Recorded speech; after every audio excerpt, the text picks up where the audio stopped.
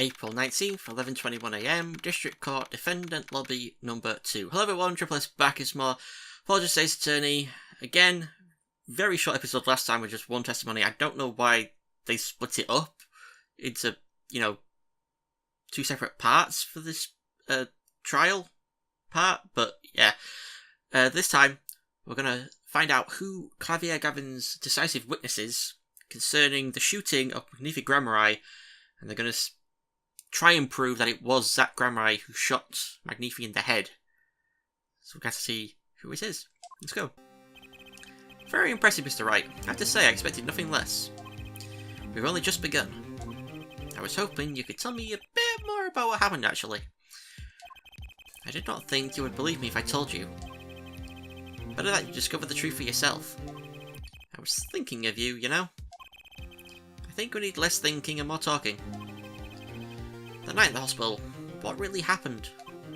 The way your eyes gleam, Mr. Wright. You'll scare Trucy. Speaking of which, where is she? You've seen the problem yourself, the letter. The one shot in the forehead. One, right? Yep, and the reason he speaks of. I could not deny my mentor's wishes, even if it meant my own death. Why not? This is something I will not say, for now at least. What's this for now business? I have done many things in my life, some well, some poorly. But this is a cross we must bear alone to our graves. We? You want to know about the night of the incident? Finally, this guy sure likes to take his time getting to the important stuff. Of course, I had no intention of shooting my mentor. I snuck into his room that night at the appointed time, and found there upon his bedside table 2 pistols. 2? 2? Yep, the one I had used on stage, and the one that had been used by my partner, Valant. For the Zach and Valant's quick draw thing. My mentor had the look of one sleeping. I stood by his bedside, hearing only the light sounds of his breathing. Then I took the pistol into my hand. I cannot deny that my resolve faltered then for a moment. You faltered? You mean you thought about shooting him? Recall there was a reason I could not refuse his request. Is that such requests? Though not his first. So there were other requests you couldn't refuse before? To be honest, I've not always been steadfast, and I fear I brought pain upon Trucy. Was Magnific coercing his disciples somehow? Just what was going on in Troop Grammari? Yet, in the end I did not shoot him. Instead, I turned and shot the clown. I took the pistol I had fired and placed it in my pocket. In your pocket? I believe if you examine the bullet in the clown's head, you'll find it to be different than the one in my mentor. What were those called? Rifling marks. Yes, well, that is all I have to tell you concerning the case. Concerning the case? You mean there's something else you can tell me? You're a fascinating man, Mr. Wright. Thanks. Yes, there is something. My mentor, his eyes opened. What? Magnific Grammari? The old devil. Devil? He was not asleep, you see. Of course the gunshot would have woken him anyway. And there we had our last discussion as mentor and pupil. It was not a long discussion. Maybe 5-10 minutes or so. What did you talk about? Mr. Wright, did I not just tell you? It does not concern this case. Zach Grammari, he seems pretty steadfast to me. Maybe just stubborn. Mr. Wright, your presence is requested in the courtroom. Once again, I am in your hands. Right, let's get back in there. In we go. April 19th, 11:37 AM, District Court, courtroom number 7. Court is now back in session. During our recess, a bullet was found in and dug out from the clown's head. Well, this is news. And the rifling marks? There wasn't time to do a detailed analysis. They did find the weapon type matches the murder weapon. Well, that's not very conclusive, is it? Which is why I'm about to call my very decisive witness. Your decisive witness? How many times have I heard those words? Though they often turn out to be far less decisive than you think. Oh, don't worry on my account. I'm quite confident this witness will do the job. After all, he is intimately acquainted with the players in our little production. being the other half of Duke Gramrai's famous duo Zack and Volant. Volant Gramrai? So, we get to meet the great Magnifi's other disciple. There he is! Look at his face! Perhaps we'll start by asking your name and occupation. Volant Gramrai. Magician. You're the decisive witness, are you? You can prove your fellow student your partner's guilt. Fate, the grand illusion, filled with traps and tricks. Wait, the shooting took place in the hospital. Pardon me, after 11 o'clock at night. If you're a witness, does that mean you were there that late? If one were to deduce this logically, the conclusion is yes. Okay. I always get the characters, don't I? I have an interesting fact for you. You see, several days before the crime, my witness received this. That looks very familiar. Wait. That's the same letter Zack Gramrai received. Yes, or perhaps I should say, ta-da! Look at his hair. Order, order, order. What does it say? Surely not the same thing. Perhaps you need to see for yourself. It says the same thing except it says 11:20 PM. Well, it's practically the same. The court accepts this into evidence. Magnifi's letter 2 added to the courtroom. Courtroom. Yeah. This is most unusual. Exactly what was going on with you folks? What exactly was your Duke Gramrai up to? By which you mean? I'm just having trouble envisioning a man who would ask his students to kill him. Both of them, no less. It's just my opinion, Head Judge. But from these letters, I say he was coercing them, not asking them. We walked the magician's path together, and in so doing, shared much of our lives. When people are so close, there is a strain, or warping of relations, you might say. Yet this has nothing to do with the case at hand. By which you mean you're not going to tell us. Which makes me wonder even more about this reason they couldn't refuse. Well, let's get on with the testimony for starters. The defendant, Zack Gramrai, stands accused. Tell us why. Oh, I'll do more than that. For where he walks, the red roses rise singing hymns to the miracle that is magic. Fascinating. I hardly need to remind you that the evidence could just as clearly point to you as a suspect. The letter, the murder weapon, and now the 2 bullets found at the scene. In fact, the only difference seems to be the designated time. As every magician knows, timing is everything. Yep. And now it's time to get this party fired up. Here we go, the first of the 2 testimonies, the night of the crime. That night I visited the hospital room at the time Magnifi requested. The smell of gunpowder hung in the room and my mentor had taken his final blow. I did not imagine my fellow student might have received the same instructions. Yet a deal with the dead is still a deal. Death's sweet kiss I gave to the clown. Then I informed the doctor and the police. So you were the one who reported the crime? Indeed, I would think. This fact alone would clear my name. That word. Let's not jump to any conclusions. Yes, the cross-examination generally comes before the conclusions of this court. But if your testimony proves to be true, then the defendant, Zack Gramrai, is guilty. If it wasn't Zack Gramrai, then the killer was you, Volant. And no disappearing acts will get you out of that. Okay, here we go. The night of the crime. We've got to go to statement 4. Yet a deal with the dead is still a deal. Smell of gunpowder. Do not imagine. Yet a deal with the dead is still a deal. Death's sweet kiss I gave to the clown. Press. There were 2 bullet holes at the scene. One in the victim, one in the clown. And you're saying the one who shot the clown was you? No doubt my partner Zack has said much the same thing. Yeah, because whoever didn't shoot the clown committed murder. Better dig around here a bit more and see what I turn up. Mr. Volant, let me ask about something else concerning the crime scene. Namely, we need to talk about the number of pistols.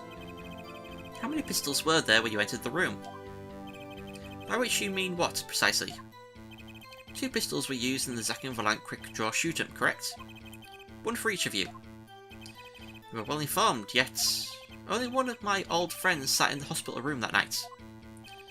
What did Zack tell me back in the lobby? Of course I had no intention of shooting my mentor. I snuck into his room that night at the appointed time, and found there upon his bedside table 2 pistols. I took the pistol I had fired and placed it in my pocket. I see no problem with that statement. Only 1 pistol is visible in the photograph of the crime scene, after all. So you picked up that pistol and fired it? Indeed I did. Alakazam. Alakazing. Alakaboom. New Pokemon names right there. Is the number of pistols really so important? It's pretty important. The number of pistols is quite important, Your Honour. Very well. Please add this detail to your testimony. What can I do but obey?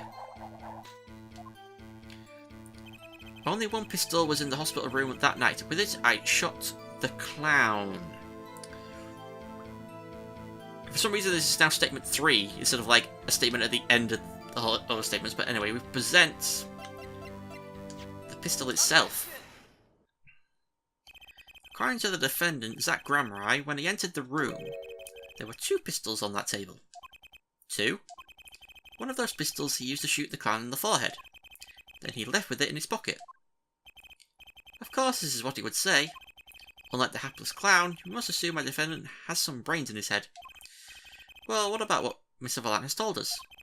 You see, there's something about his testimony that doesn't make sense. What might that be? I told you, I took the pistol that was there and shot the clown.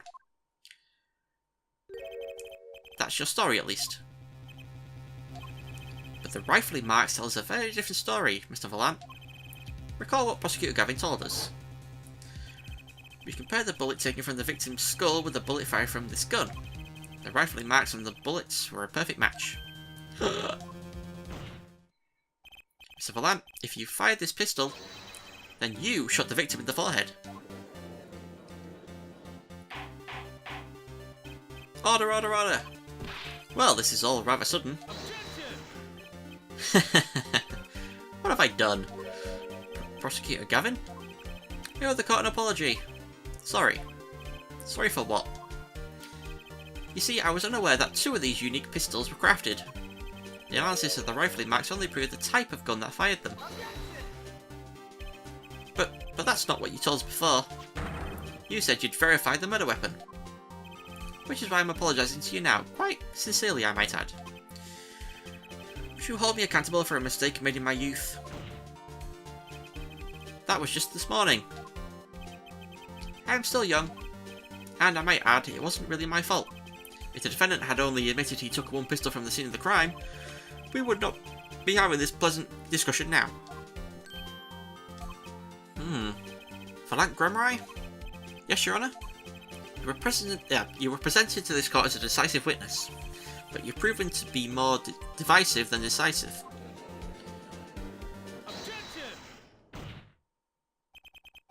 You'll see in time. The testimony so far has merely been a review of the facts. The proof comes next. Care to elaborate, Prosecutor Gavin? Mr. Voltaic entered the hospital room the victim had already been shot. As his next testimony will prove, Herr Wright, the real fight is about to begin. Bring it. Very well. The witness will now testify to the court. Help us determine who shot what. Here we go, his last testimony. Who shot what? I arrived in the hospital room at the appointed time, which is to say 11:20 PM. After discovering the body, I fulfilled my obligation, then called in the doctor. The doctor examined the body before the police arrived. He was quite clear about the time of death, 11:10 PM. And the one in the room at that time was my partner, not me. Those times are rather close, you have to admit. You're talking about an alibi established over a matter of minutes. To use a 10-minute discrepancy as the basis of your alibi. It's easy to explain this situation, Herr Judge. For example, take our debut hit single, 13 Years Hard Time for Love. Cue to the song, press the play button, and it will play for 2 minutes 15 seconds. Do it 100 times, the result is the same. The debut single was only 2 minutes and 15 seconds long? What a rip-off. Magic is a word of utmost precision. Hocus pocus requires admirable focus. In the time of death determined by the doctor, there is an incontrovertible truth. Very well. The prosecution warns us that we're dealing with rather precise times. We can expect the cross-examination to require the same level of precision. I would hope the defence refrains from its customarily broad, sweeping accusations, lest we blur the focus this case so clearly demands. Point taken. Baseless remarks will result in a penalty. Carry on, Mr. Wright. Carry on, right. Is that carry on camping?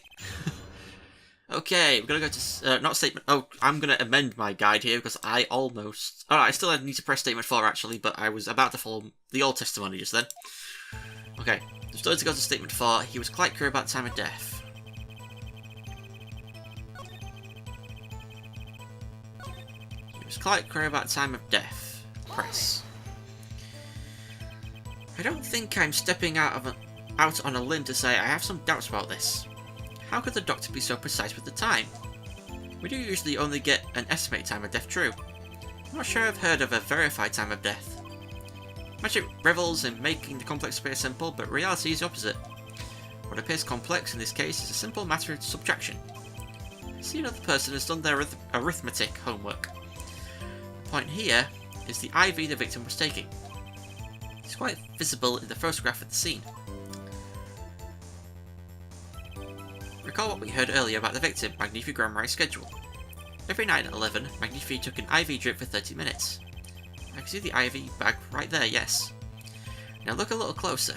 Hold the tube down from the bag to the end. Ah, the needle's been removed. Doubtlessly it fell out when he was shot. That would seem to be the case.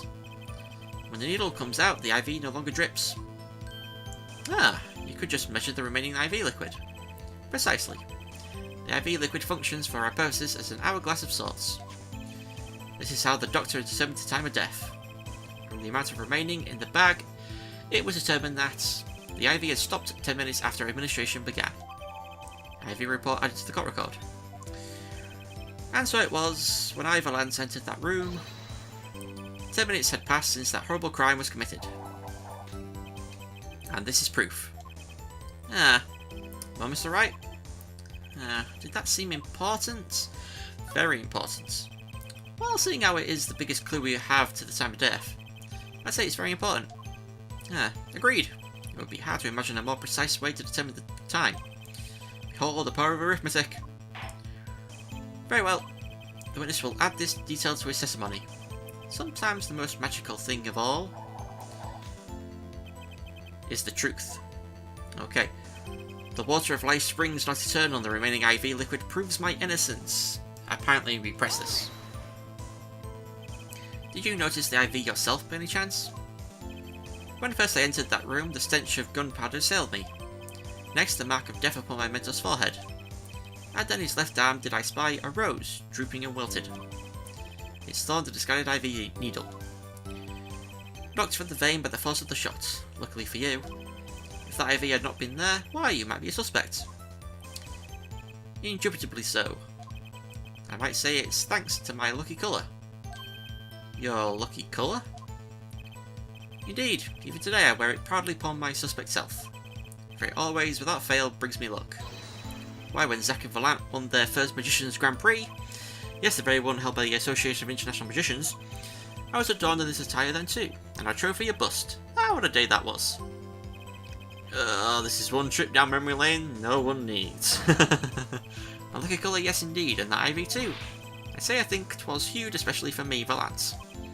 Ah, that does seem to be the case indeed. Well, Mr. Wright, any thoughts on this testimony? Valant sure looks happy with himself. Okay, how about this lucky colour testimony? There's a contradiction. Certainly sounds like your lucky colours brought you plenty of luck. But not this time. Mr. Valant, your lucky colours betrayed you. I'm afraid you've lost me. Your Honour, the witness's testimony just now clearly contradicts the evidence. What? Please recall my warning at the beginning of this cross-examination, Mr. Wright. Baseless accusations will be duly penalised. Do hope this latest accusation is well based. Don't worry, I've got all your bases right here. All your bases belong to us. Very well, let's hear the defence's claim. Where's your evidence that contradicts what Mr. Valant has told us? The crime photo. The crime scene tells all, Your Honour. The photo of the crime scene? All this talk of colour is me yearning for black and white, clear-cut simplicity. Tell us, Herr Wright, just where is the contradiction in this photo? My pleasure, and I assure you, it's quite simple. But I can't promise anything in black and white. Let's see what Mr. Wright has to say. What in this photo contradicts the witness's testimony? Well, clearly it's right over here. This. Voltaic Grammar, let's get one thing straight about your lucky colour. It's yellow, yes? Kinda takes the mystery out of it, but yes. Something wrong with yellow, Mr. Wright? Yes, there is. Decisively wrong, in fact. Take another look at the photo of the crime scene. What's this? Confusion, doubts? Tell us, what do your elderly eyes spy? Even my elderly eyes can see a problem here, Mr. Voltaic. Look at the IV bag. What is this? What foul It would be hard to call the IV liquid yellow. I'm afraid no magic was involved in the taking of this photograph.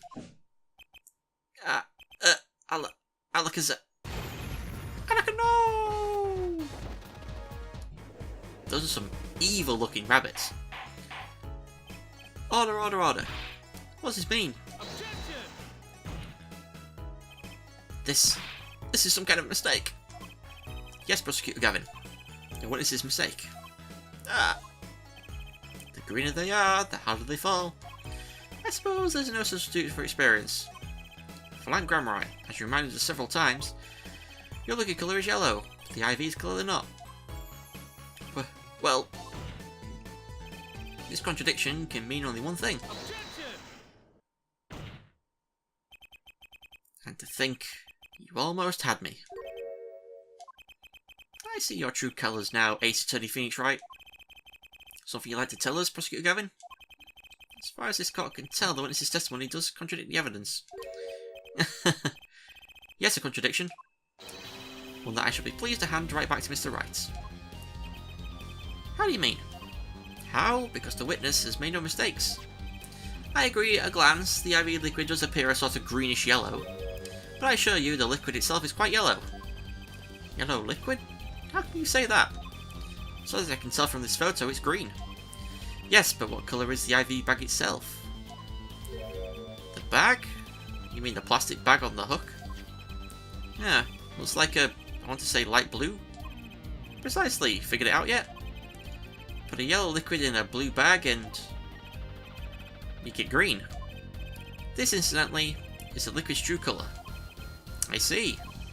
Your explanation does have the ring of truth to it. God damn it. As I thought, there's no substitute for experience, Prosecutor Gavin. What? I mean, you may tell a good tale, but you've just proven something rather grave, for you that is. Grave? Liquid in the IV is yellow, yes. But how did this witness know that? It's quite unnatural when you think about it. You did think about it, didn't you? Your Honour, the defence requests an explanation from the witness. At the scene of the crime, the IV liquid appears to be green. So let me ask, how did the witness know the IV liquid was actually yellow? Atticus, oh my god!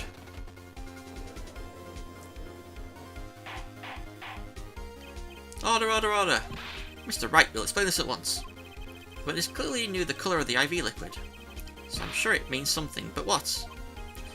I can think of only one possibility, Your Honour. Witness, Voltaic Grammar, testified that the IV liquid was yellow because it looked yellow, he's seen it before, he knew the IV liquid's colour. The guy says he's seen it before, so from the facts before us, the answer is clear. The witness knew that the IV liquid was yellow. Why? Because he'd seen it before. Not inside the blue bag, we see the photo. He saw the liquid by itself in a clear, colourless bag. I suppose he would have had to, but I'm still not clear as to what all this means. Ask yourself, why would he know if he didn't work at a hospital? That's where you'll find your meaning, Your Honour. I'm afraid I find nothing, so what if he knew the IV liquid's colour? Leave the getting excited over absolutely nothing to our teeny bopper fans, yeah? The IV liquid is the only evidence proving the time of death. A 30-minute hourglass with 20 minutes worth of sand remaining. Your claim, Prosecutor Gavin? I remember it well. However, there's a critical difference between an hourglass and an IV bag. Wait, I know. An hourglass uses sand, but an IV bag uses liquid. I'm right? I mean, as much as it pains me to say this, Your Honour, no. Unlike the sands through an hourglass, IV liquid enters the patient's body, at which point, like magic, it disappears. However, what if the amount of IV liquid had increased? You couldn't tell, could you? After all, there's no way of knowing how much went in. Let me get this straight, Herr Wright. You're saying the witness watered down the victim's IV bag? Not with water, but with IV liquid. That's how you knew the IV liquid was yellow. No, wait, I said wait. How am I an amateur such as myself essayed to perform such a task? I'm an amateur too, but I can pour water into a cup. Stop hitting that wall. I'm afraid there's quite a big difference between a cup and an IV bag. Quite. Can you prove our witness is capable of such a feat? He has a point, amateurs. I at least would have had some difficulty pouring IV liquid into that bag. You don't need to be an expert to see the look on the witness's face. He added liquid to that IV to throw off at the time of death. I tire of these fairy tales lacking evidence. Well, Mr. Wright, any solid evidence to bring us back down to earth? For that grammar, I'm afraid your magic won't serve you well in a life of crime. Might I ask what you're strongly suggesting? Magic relies on props, and props become evidence. Our witness was certainly able to increase the amount of IV liquid in the bag. All he had to do was work a little magic, and the prop was... the syringe. The victim's syringe? Is the perfect prop for the magically increasing IV trick. And easy enough for an amateur to use. But what kind of evidence is that? The syringe was clean, not a trace of liquid in it. And don't you find that odd, Prosecutor Gavin? What? The victim had the syringe to administer his insulin shots. There should have been traces of insulin left inside. Well, for that grammar, as you pointed out yourself, the IV liquid makes the perfect clock. One that you could manipulate at will. Alakazoo! My stomach keeps rumbling. I don't know if that's picking up on the microphone. I think he's upset rather than being hungry. Ugh. I do believe, well, with this being his first, that the burden of this trial has been a bit too much to bear for Prosecutor Gavin. I'm afraid that while there is a doubt as to the amount of IV liquid in that bag, the time of death cannot be proven. That brings our trial to a close for today. Well, maybe I can squeeze an extra day out of this. I could do a little much needed investigation work. I see there are no objections. Court is adjourned. Damn it. Damn it, Gavin. Truly, there's no substitute for experience. Nothing blinds one to the truth so effectively. The words of the wise. Underestimate the young, and they'll sweep your feet out from under you. In a way you never ever expected. You see, I know exactly what you're thinking. What's he talking about? You say the witness used the syringe to manipulate the level of the IV liquid. But there is no proof. There's no proof he didn't do it either. Yes, quite true. Huh? He's admitting it? Nor was this witness quite as decisive as I'd hoped. This, I admit, after all, why linger in the past when the future holds so much? You have something in mind, Prosecutor Gavin? Proof, fair judge. I have another way to prove my case. With evidence, no less. What's this? This is the victim Magnifi Grammarie's diary. Diary? After going into the hospital, Magnifi began writing his memoirs, it seems. The story of his birth, his startling debut, and of meeting his disciples. It seems he intended for the last chapter to end quite appropriately with his death. Wait, that book doesn't say what the reason was, does it? The reason why his disciples couldn't refuse his last request? Sadly, it does not. What's important here is on the last page. Apparently, the victim wrote in his journal that night, even after IV had begun at 11 PM. Let's read it, shall we?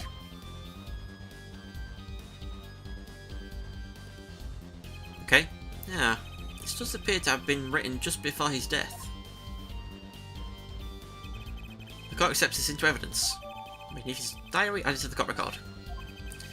Read the very last part with particular care.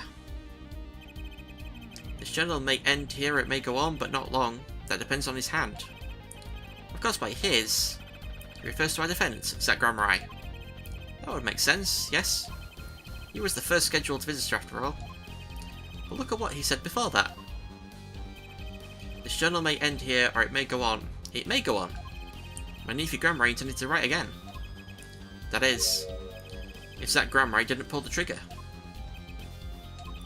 You see, the defence understands the meaning of this. The victim's diary does not go on. It ends. Because my nephew's life was brought to an end by the defendant Zach Gromrai. Order, order, order. Prosecutor Gavin. Are you certain that my nephew Gromrai wrote this? There is no mistaking his handwriting. Well, this does seem to be significant. According to this, my nephew did intend to continue his diary. Yet if his diary ended here, which plainly it did, then the one who pulled the trigger was the first visitor, Zach Gromrai. Well, how do you like me now, Hair Right? Still too green for your tastes, huh? He's right about the diary being pretty clear. Still, I find it hard to believe they'd overlook such an obvious problem with his precious evidence. Well, Mr. Wright, the witness's testimony we heard was lacking, but put together with this evidence, it seems quite sufficient for a case. If the diary is set up like this, the trial's over. Maybe it's time for me to show them something. Oh god, show evidence. I'm left with no choice but to show my own evidence. What? You have some evidence that overturns this diary? It's not too late to rethink this and avoid more embarrassment. Very well, please show us your evidence, Mr. Wright. Incidentally, don't even think of showing us this diary I've just shown the court. Now that we've come this far, I hope you have something a little more decisive. Show us evidence that proves the victim continued writing his diary. Alright, I'd be happy to. Decisive evidence proving that the diary didn't end with this page is... where is it? Is it this one? Procedures for the trial. Oh god. First, take a close look at this diary. Note that a page has clearly been ripped out. What's this? I hadn't noticed that at all. That's why we're still here talking about this. As it just so happens, I have here what I believe to be the missing page. I don't believe it! Looking at this page, it's hard to imagine that the first visitor that night shot me nephew Gromrai. That's the defence's position. But wait, let me see that.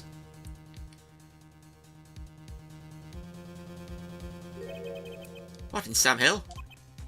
Why, this is the continuation of the victim's diary.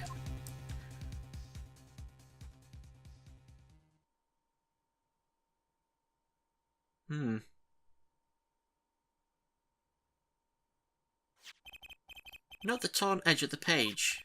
It's a perfect match with the torn remains of the last page in Monetis's diary. Quite remarkable. Would you care to explain what all this means, Herr Attorney?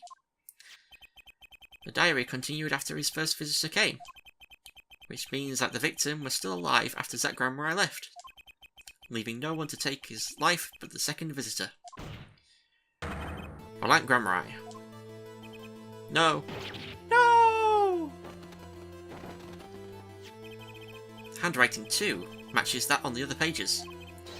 This is without a doubt the genuine article. Order, order, order. But wait, that's impossible. The old man couldn't have written that. Uh-oh. Finally. You just couldn't resist, could you, Hair Right? Is this what? Presenting solid evidence? Herr Judge? Yes, Prosecutor Gavin? Might I request we put the current cross-examination on hold? Prosecution would like to call a new witness. But Prosecutor Gavin, this evidence overturns the current witnesses. I ask only to put it on hold.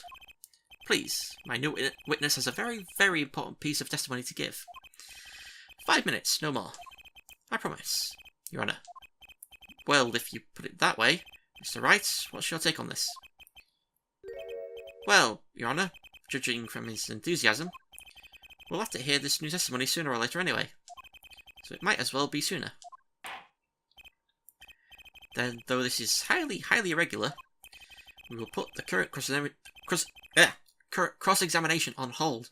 The witness may step down. I can't speak. Now, Prosecutor Gavin, please bring the surprise witness to the courtroom. Who is it? Who is it? Who is it? I had a bad feeling just then. That ripped out page was too obvious. Must have known. And I should have known it was a bad sign all around.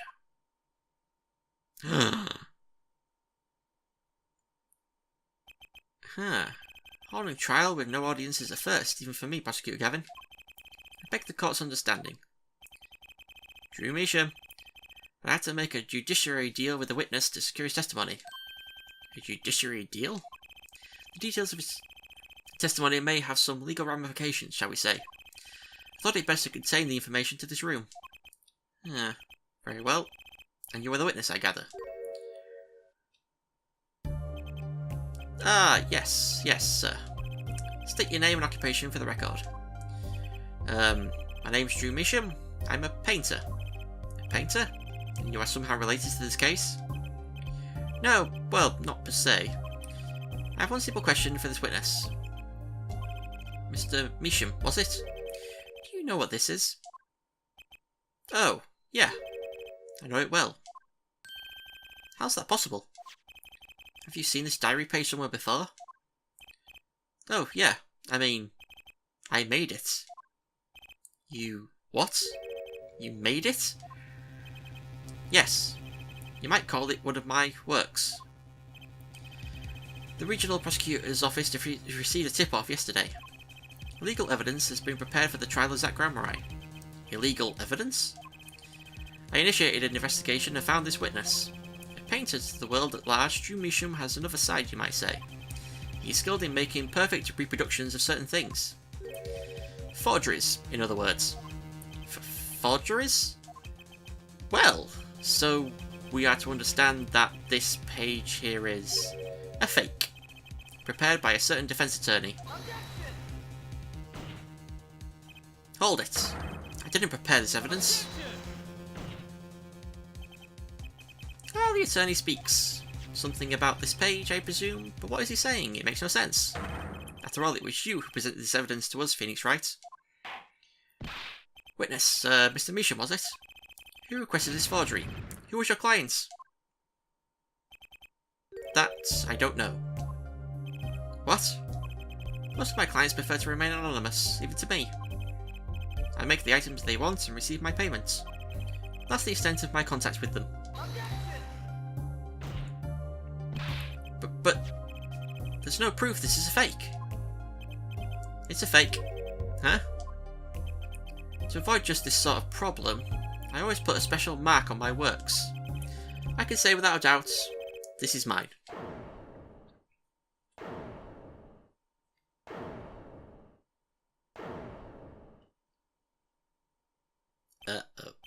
Mr. Wright, you have just presented illegal evidence to this court. My court.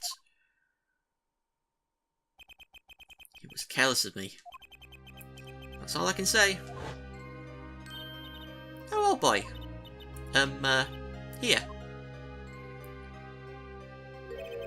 What's this? I don't know. I just got it over there in the hall. They told me to give it to the old boy in the blue suit with the spiky hair. They said it was really important. It was all a trap. A fatal trap. Mr. Wright? Yes? Do you have an explanation for yourself? If I did, would the court hear it? Probably not. Forging evidence is a serious crime, and presenting it in court a serious mistake. A fatal mistake for an attorney. Fatal too, perhaps, for your clients, I fear. Tell me, what kind of defendant relies on forged evidence? The answer is quite clear. A guilty one. Your Honour, wait.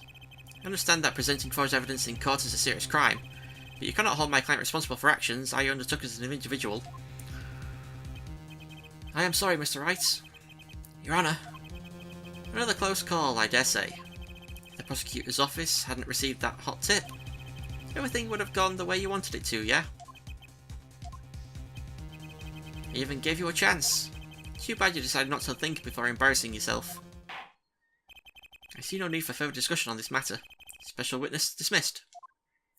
Begone! Oh, still here. Mr. Attorney? Yes? Could I ask your name? Phoenix Wright. Mr. Wright, I have seen and studied many people, but none like you. I'll remember you, Mr. Wright. Ah. Though I deeply regret having to declare a verdict in this way, this trial is over. You have the right to find a new attorney and make an appeal. However, this court must... Ah, Your Honour. Yes, Mr. Zack? There is one thing I wish to make clear. Today, in this courtroom, you cannot declare me guilty. It is impossible. I'm afraid the defendant is quite mistaken. I most certainly have the authority to declare a verdict on you. Except, tell me how do you plan on announcing your verdict when your defendant does not exist? Doesn't exist? What are you talking about? I am talking about this. Mr. Enigma! The defendant escapes. Find him, quick! Bailiff, close all exits from the building. On the double! He must not be allowed to escape.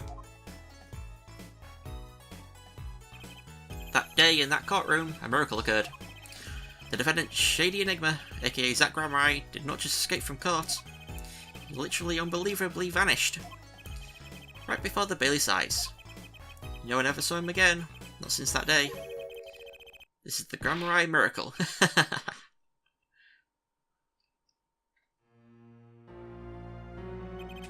No verdict was declared. After all, the defendant didn't exist. That's how it happened. The trial of magician Zack Gramrai vanished along with him for all eternity. The mysteries that remained behind were all solved, however. But not until 7 years later. To be continued! Damn! Oh, there we go.